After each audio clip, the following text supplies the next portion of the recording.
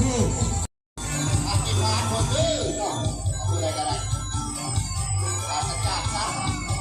อยู่ไปกันเจ็บทุกทุกวันนี่ล่ะเอ้าโอ้โห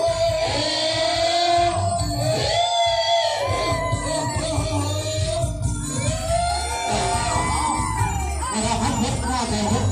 คุณห้าแก้วแล้วหรอบ้างนะแม่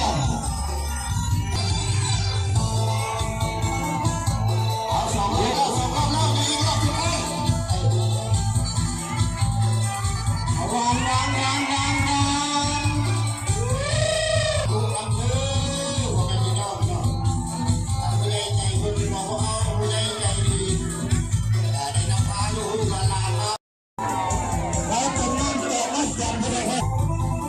เราต้องตอบบุญของผู้มีพระคุณแก่ของเรา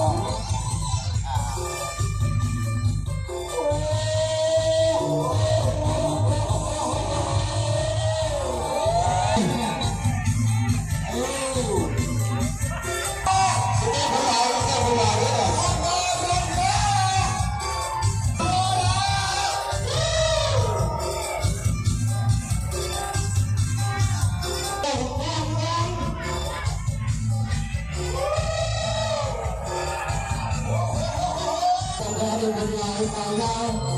กินจะเล็กๆเลยจะได้เล็กอาจจะได้เผากัน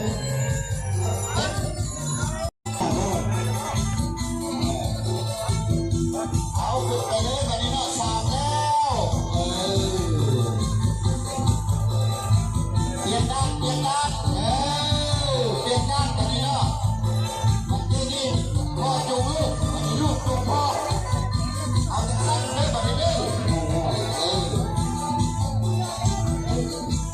นี่พ่อจูงลูกวันนี้ลูกจูงพ่ออันนี้แหละบุญคำนำซื้ออยู่ดีอันนี้มันคนนึง